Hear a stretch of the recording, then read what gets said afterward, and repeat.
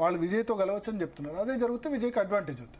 మాట్లాడదాం మనతో పాటు. కన్సిడర్ చేసింది వాళ్ళు ఏమన్నారు, under article 164(2) the subjective satisfaction of the governor is dependent upon two factors. One, that the incumbent who is being invited to form the government must be of a leader of a largest party అన్నాడు. Otherwise, that is not a thumb rule. In case, in the post-poll alliance, if some groups have made it and they are able to show that they enjoy the majority of the house అని అనుకున్నప్పుడు he can ignore the largest party leader concept and he can go for a viable government అని అన్నారు. Ultimately, at the end of the day, the object of inviting a leader to form the government is to prevent horse trading అని. కాబట్టి ఇక్కడ ఏదైతే Arlekar decision తీసుకున్నాడో ఇది correct. ఎందుకు ఇప్పుడు house లో మెజారిటీ లేని వ్యక్తిని ముఖ్యమంత్రిగా అధికార పీఠ మీద కూర్చున్న సింగిల్ లార్జెస్ట్ పార్టీని పిలవాలని ఉంది కదా సార్. సింగిల్ లార్జెస్ట్ పార్టీ అది ఎప్పుడు అటల్ బిహారీ వాజ్పేయి ఆ సందర్భంలో ఉండేది. ఆ తర్వాత much water had flown across. Yediyurappa కర్ణాటకలో పిలిచారు పోస్ట్ పోల్ అలయన్స్ కంటే ముందు సింగిల్ లార్జెస్ట్ పార్టీ. అదే అనర్థాలకు దారితీసింది. కాబట్టి మణిపూర్ లో, గోవాలో సుప్రీంకోర్టే చెప్పింది ఏమని, if this governor is satisfied that in a scenario in which post poll alliances have emerged, in which they are able to satisfy the governor, that they enjoy the majority confidence of the house అని అనుకున్నప్పుడు వాళ్ళని పిలవాలి. పిలిచి with in 24 hours or 48 hours floor test conduct చేయమన్నారు. Sarkaria commission recommendations లో కూడా at the earliest point of time floor test convene చేయాలన్నాడు. ఇప్పుడు ఒకవేళ మనం ఒక ఊహాజనితమైన ప్రశ్నలో విజయ్ని పిలిచి గవర్నమెంట్ ఫామ్ చేయని అన్నా 24 hours లోనో 48 hours లోనో యూ ప్రూవ్ యువర్ మెజారిటీ అంటే విజయ్ వుడ్ హావ్ ఫెయిల్డ్. అది సాధ్యం కాదు. కాబట్టి 24 hours టైం ఇవ్వాలా, 24 hours 48 hours దీనిలో కూడా ఎక్కడ క్లారిటీ లేదు, మినహాయింపు లేదు. సుప్రీంకోర్టు జడ్జిమెంటే ఉంది. ఇప్పుడు యడ్యూరప్పకు హార్స్ ట్రేడింగ్ వదిలేసేందుకు టైం ఎక్కువ కంటే 24 hours టైం ఇవ్వండి అని చెప్పింది యడ్యూరప్ప కేసులో. ఇన్ శివసేన కేసులో కూడా, శివసేన వర్సెస్ యూనియన్ ఆఫ్ ఇండియాలో కూడా సుప్రీంకోర్టు ఏం చెప్పిందంటే at the earliest point of time floor test చేయాలన్నారు. ఇప్పుడు ఫర్ ఎగ్జాంపుల్ ఫ్లోర్ టెస్ట్ అంటూ అతను 24 hours లో 48 hours లో ఇస్తే అక్కడైతే వాళ్ళు టైం టేబుల్ ఫిక్స్ చేసినారు. ఎన్నడూ అసెంబ్లీ శాసనసభ్యులు ప్రమాణ స్వీకారం చేయాలి, ఎన్నడూ క్యాబినెట్ శాసనసభను ఇన్వైట్ చేయాలి, శాసనసభ ముందు ఏమి ఎజెండా ఉండాలో కూడా సుప్రీంకోర్టు ఫిక్స్ చేసింది మహారాష్ట్ర కేసులో, శివసేన కేసులో. కాబట్టి గవర్నర్ ని మనం తప్పు పట్టడానికి ఆస్కారం. ఇప్పుడు ఇంత అవకాశాలు ఇచ్చినా తక్కించి ఇప్పుడు కదా ఆయన మెజారిటీని సాధించుకున్నది.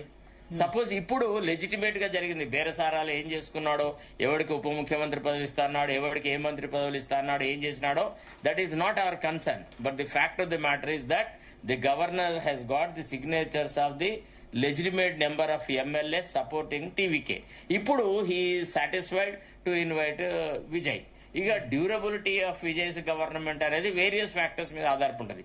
ఎందుకంటే ఇప్పుడు స్ప్లింటర్ గ్రూప్స్ ఏవైతే ఉన్నారో వీళ్ళు చాలా అత్యాశలున్నారు. అసలు వీసీకే పార్టీ వాళ్ళు ఈవెన్ డిఎంకే అలయన్స్ తో పోవడానికి కూడా బేరసారాలు సాగించి వాళ్ళు ముఖ్యమంత్రి పదవే మాకు కావాలని అడిగినారు. ఉప ముఖ్యమంత్రి పదవి ఇస్తా అని చెప్పి పళనిస్వామి చెప్పినట్టుగా చాలా రకరకాల కథలు, ఊహాగానాలు వచ్చినాయి.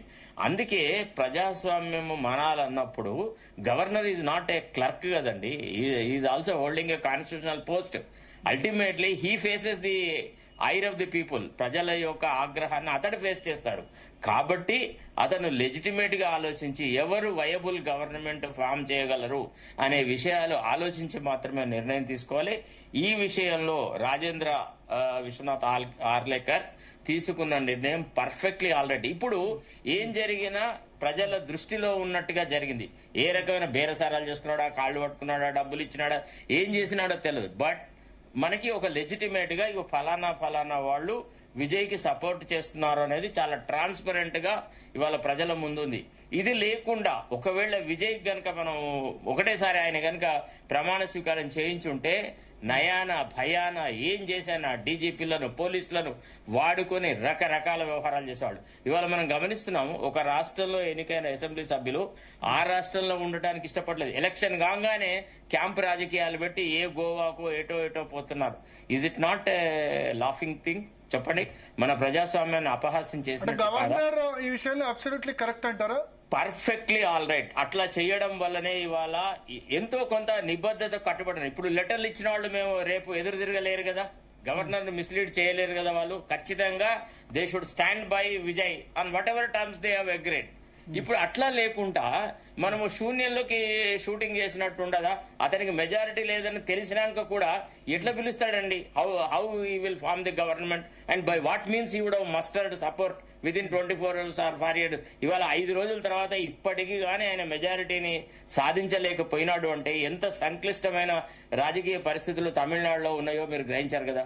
ఇప్పుడు ఎట్లుందంటే డిఎంకేలు ఏఐడిఎంకే అనేవి చాలా వాళ్ళు సిద్ధహస్తులు, మ్యానిపులేషన్స్ లో గాని డబ్బులో గాని రకరకాల రాజకీయాలలో వాళ్ళు ఆరితేరున్నారు. ఒకళ్ళ కంటే ఒకళ్ళు మించున్నారు. పళనిస్వామి ఒక తీరుంటే స్టాలిన్ ఒక తీరున్నాడు, వాళ్ళ నాయన కరుణానిధి ఇంకా గొప్ప మ్యానిపులేటర్. ఇవన్నీ ఉన్నాయి.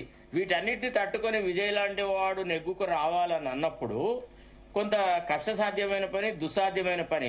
మనం ఒట్టిగానే గవర్నర్ అట్లా చేసినాడు ఇట్లా చేసినా అంటే అట్లా కాదు కదా. ఇప్పుడు మీరు నాదెళ్ల భాస్కర్ ఉదంతం తీసుకొచ్చినారు, ఆనాడు మేము సజీవ సాక్షులం. అట్లా కాదు. నాదెళ్ల భాస్కర్ దగ్గర జనం లేరు, ఎందుకంటే మేము వెళ్ళాం కదా. అక్కడ క్యాంపుకి వెళ్ళినాం. నాదెళ్ల భాస్కర్ దగ్గర ఎంతమంది ఉన్నారు లెక్క కట్టి మరీ చెప్పినాం. PTI has put up a story saying that he he's got largest majority అంటే మేము అడిగినాం ఎక్కడ పెట్టినాడు, ఏ ఎమ్మెల్యేలు ఉన్నారు అని. అంటే ఆనాడున్న ప్రజాభిప్రాయం వేరు, ఈ రోజున్న పరిస్థితులు వేరు. ఇప్పుడు ఏంది, ఒక్కసారి ఎలక్ట్ అయిన తర్వాత ఇక సిగ్గు ఎగ్గు లేకుండా రాజకీయ నాయకులు కోయలేషన్స్ మారుస్తున్నారు, పార్టీలు మారుస్తున్నారు. నిబద్ధత లేదు, వాళ్ళ పార్టీ జెండా మీద గౌరవం లేదు, పార్టీ అధ్యక్షుడి మీద గౌరవం లేదు. ఎలక్ట్ అయిన తర్వాత ఎమ్మెల్యేలను కంట్రోల్ చేయడం మీరు చెప్పినట్టుగా ఒక దుస్సాధ్యమైన పని అయింది. కాబట్టి గవర్నర్ తీసుకున్న నిర్ణయము it is towards protecting and preserving the dignity of the house. ఇవాళ చిన్నవాడిని అతనికి యోగ్యత లేకున్నా అతన్ని పిలవాలని మనం ఆశించడము, గవర్నర్ని ఎక్స్పెక్ట్ చేయడం అయితే రాంగ్ అండి. అది పాత కాన్సెప్ట్. మీరు చెప్పింది ఏది, సర్కారీ commission recommendation, Punchhi commission recommendations లో వాళ్ళు ఏమన్నారు, the constitution functions on the base of the traditions. కాబట్టి లార్జెస్ట్ పార్టీ లీడర్ ని పిలిస్తే బాగుంటుంది. But at the same time వాళ్ళు ఏమన్నారు, ఒకవేళ లార్జెస్ట్ పార్టీ లీడర్ ను కనుక ఒకవేళ గవర్నర్ కనుక గవర్నమెంట్ ఫామ్ చేయమని అంటే with at the shortest time floor test పెట్టమన్నారు. రాజ్భవన్ లాన్స్లలో జరగకూడదు, head counting cannot be done by the governor, it has to be done on the floor of the house అని. ఒకవేళ ప్రమాణ స్వీకారం చేసిన తర్వాత వీళ్ళు ఇంకా బ్లాక్మెయిల్ చేద్దరు. ఇప్పుడు ఓన్లీ గవర్నమెంట్ ఫామ్ అయితే అవుతుంది, లేకపోతే విజయ్ పక్కకు కూర్చొని డిగ్నిఫైడ్ గా okay it's all right I will face the assembly as an opposition party అనే లీడర్ అన్నా కానీ వీళ్ళకి వణుకు పుడుతుంది. ఎందుకంటే డిఎంకే ఏఐడిఎంకే అలయన్స్ ని అటు ఈ పార్టీ కార్యకర్తలు యాక్సెప్ట్ చేయట్లేదు, ఆ పార్టీ కార్యకర్తలు యాక్సెప్ట్ చేయలేదు, ప్రజల యొక్క ఆమోదం కూడా లేదు. ఇప్పుడు ఒక శాసనసభ, ఒక క్యాబినెట్ అనేది ప్రజల విశ్వాసాన్ని చూరగొనాలండి. ఇవాళ సువేంద్ర అధికారిని అక్కడ మన ముఖ్యమంత్రిగా వెస్ట్ బెంగాల్ ఇస్తే అక్కడ ప్రజల ఆందోళన, వాళ్ళ ఇది ఆనందము, వాళ్ళు కామెంట్ చేస్తున్న తీరు, వాళ్ళు మీటింగ్ కు వచ్చిన తీరు, ప్రధానమంత్రికి ఇచ్చిన స్టాండింగ్ ఓవేషన్, ఇవన్నీ ఏం సూచకం చెప్తున్నాయి అంటే ప్రజాభిప్రాయంతో ప్రజలు ఎన్నుకున్న ప్రభుత్వం అధికారంలోకి వచ్చింది అనేది ఒక సూచకం ఉంది. ఆనాడు కేసీఆర్ ప్రభుత్వం అయినా అంతే, వైఎస్ రాజశేఖర రెడ్డి ప్రభుత్వం అయినా, ఇట్లా ఎవరి పార్టీ ప్రభుత్వం వచ్చినా కానీ బహుళంగా ఉండేటువంటి ప్రజల యొక్క మనోభావాలకు అనుకూలంగానే క్యాబినెట్ ఏర్పడాలి. అంతేగాని గవర్నర్ మ్యానిపులేషన్ చేసేసి ఎవడికో లార్జెస్ట్ పార్టీ ఉందని ఊహాజనితంగా ఊహించి ఎవరినో పార్టీలు గవర్నమెంట్ ఫామ్ చేయమని అంటే అది చాలా అనర్థాలకు దారితీస్తుంది. కాబట్టి గవర్నర్ కూడా ఒట్టి మామూలు వ్యక్తి కాదు. He was also a speaker of the assembly, Goa అసెంబ్లీకి అతను speaker. He knows many portents, he has consulted everybody. Mukul రోహ్తగితో డైరెక్ట్ డిబేట్ లో ఉండేది అతను. దీంట్లో ఏది మన గవర్నర్ డైరెక్ట్ గా దీంట్లో రిపబ్లిక్ టీవీలో చర్చ వచ్చింది. అందులో గవర్నర్ చాలా క్లియర్ గా చెప్పినాడు, unless I'm personally satisfied that Vijay has got sufficient numbers, the question of me calling anybody will not arise. If I have invited others, you would have found fault with me. I have not invited anybody because I have not been convinced by any group that they enjoy majority in the house అని అన్నాడు.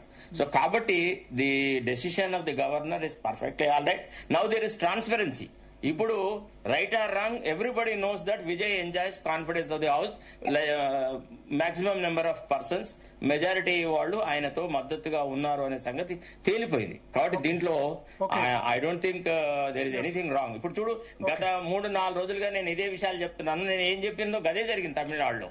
అదే రకంగా ఆయన మద్దతు సమకూర్చుకోగలిగినాడు, governor ను satisfy చేసినాడు. రేపు ప్రమాణ స్వీకారం రేపు సాయంత్రం జరుగుతుందని మనకు తెలుసు. Okay okay. సో దేవి ప్రసాద్ గారు ఉన్నారు, అదేవిధంగా కేతిరెడ్డి జగదీశ్వర్ రెడ్డి గారు. కేతిరెడ్డి గారు సార్ నమస్తే సార్. నమస్తే. ఏమైంది మొత్తానికి